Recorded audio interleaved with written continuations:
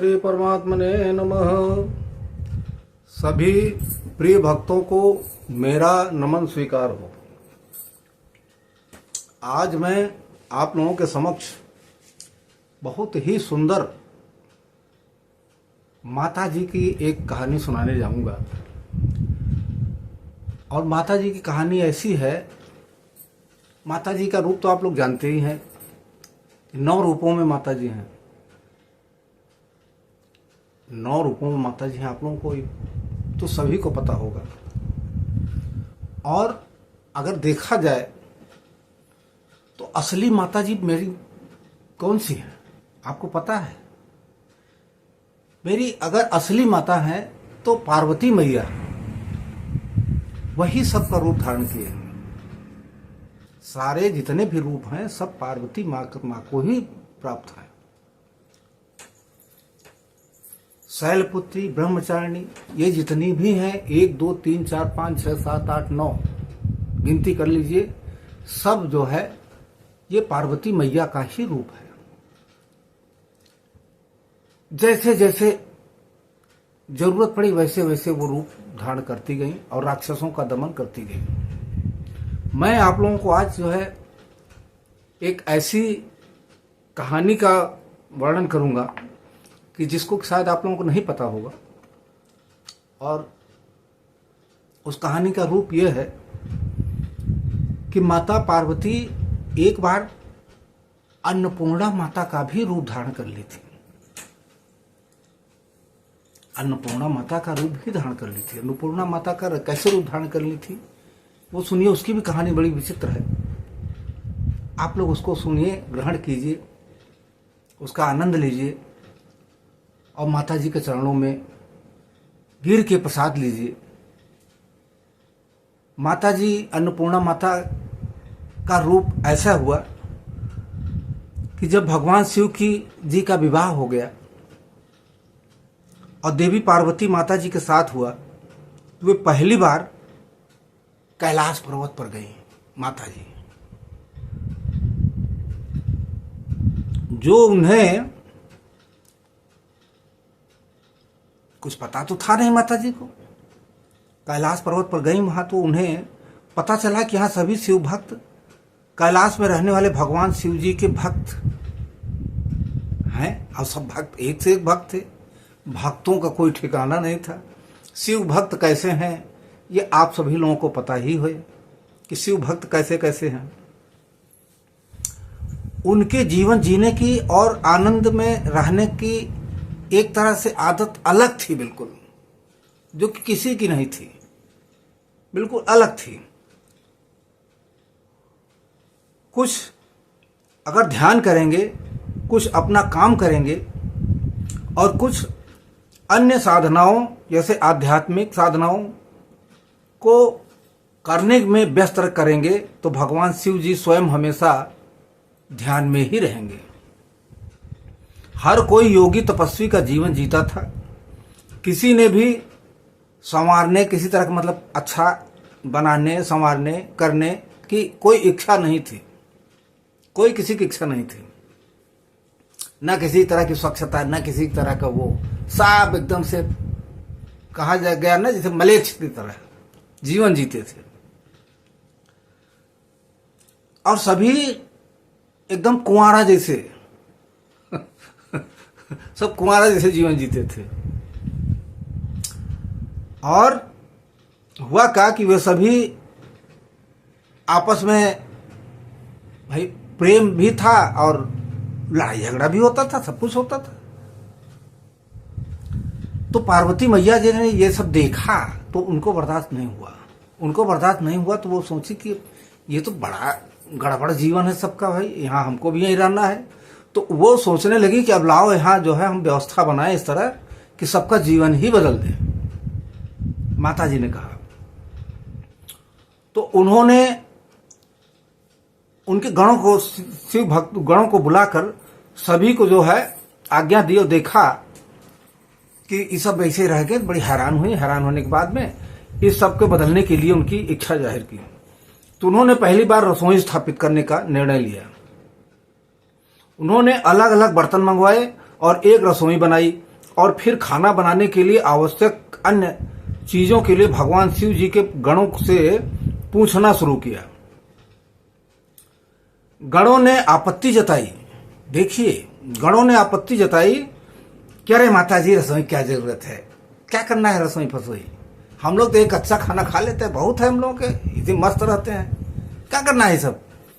लेकिन माता जी की हट था कि अरे रसोई की बात कुछ और होती है।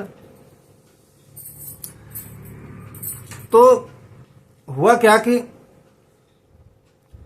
गण इस बदलाव से कुछ खुश नहीं थे, लेकिन देवी पार्वती माता जी ने सभी के लिए खाना बनाने का बल दिया।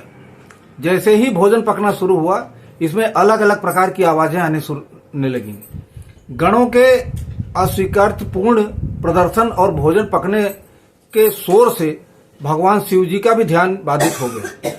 जब वे देखने आए कि क्या हो रहा है, तो भगवान शिव जी को भी लगा कि रसोई की कोई आवश्यकता नहीं थी। उनको भी लगा कि रसोई की कोई आवश्यकता नहीं है। जब उन्होंने देवी पार्वती माता जी को रसोई की आवश्यकता नहीं होने की इच्छा व्यक्त की, तो माता जी को बुरा लग गया। माता जी ने पूछा, क्या आप निश्चिंत हैं कि रसोई कोई आवश्यकता नहीं है? माता जी ने पूछा। तो प्रभु ने कहा कि हाँ, मुझे विश्वास है कि ठीक है, कोई दिक्कत नहीं। भगवान शिव जी ने उत्तर दिया। तो उन्होंने कहा ठीक है, हम देखेंगे। देवी पार्वती माता जी ने कहा और वह स्थान त्याग करके वो चली गई। अब देखिए, देवी माता जो है, जैसे ही वहां से गई त्याग करके,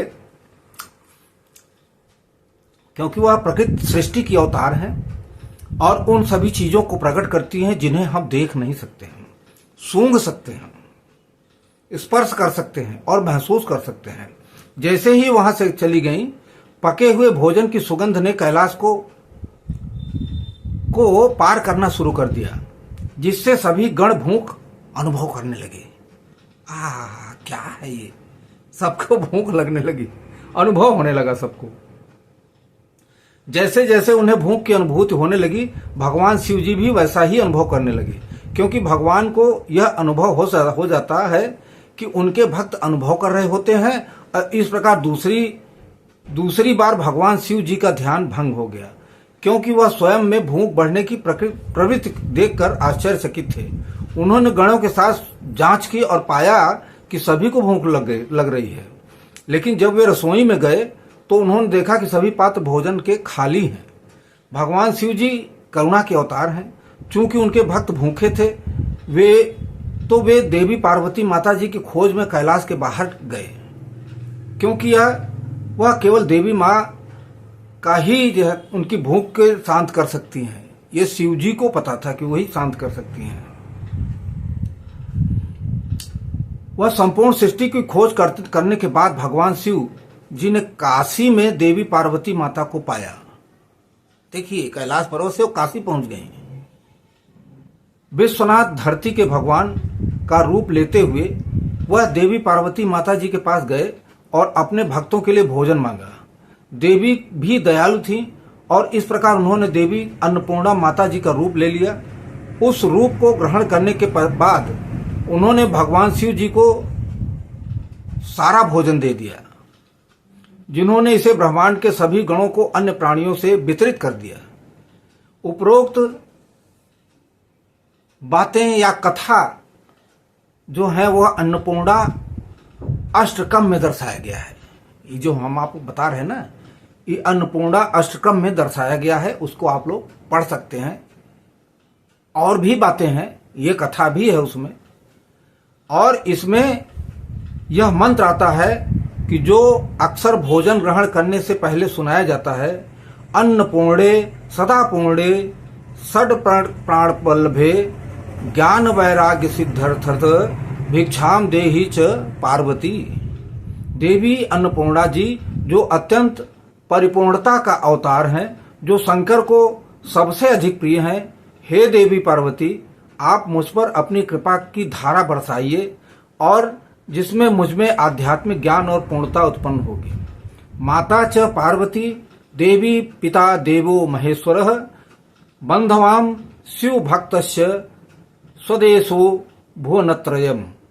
देवी पार्वती जो मेरी माँ है और भगवान महेश्वर जो मेरे पिता हैं, तीनों लोकों में सभी मानव रूप हैं।